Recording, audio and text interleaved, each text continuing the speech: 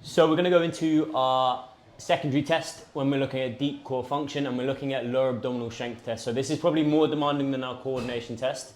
So take a little bit more rest in between reps if you need to. It is really difficult, so don't be disheartened if you're sort of getting not to 100%.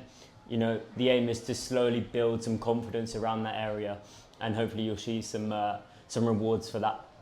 So similar setup to as we had before. We're going to grab our cuff, we're going to make sure that's in the right place. So if we drew a straight line through our belly button, that's going to be straight into the ground. I'll let Gus move that around now.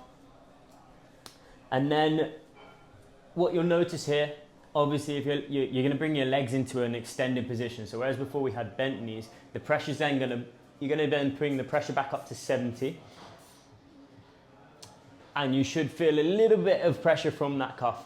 The aim here is we're going to do a straight leg raise. So we're slowly coming down, maintaining that dial nice and diligently at 70, and then slowly working to where we feel we can maintain that pressure, and then working up.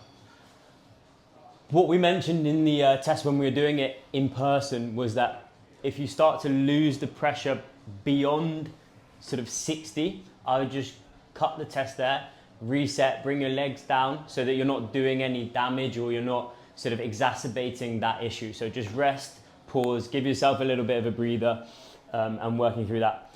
A nice thing to do, if we are getting fairly limited, obviously keep a little bit of bend in the knees if the hamstrings are tight, but if we are getting limited, just work to a range where you feel like you can maintain, and then you're going to work back up trying to keep that pressure again within that suitable range. As I've already mentioned, it's a tough one. Take your rest in between, look at your sets, look at your rep ranges, and make sure if you have any questions, just give us a shout.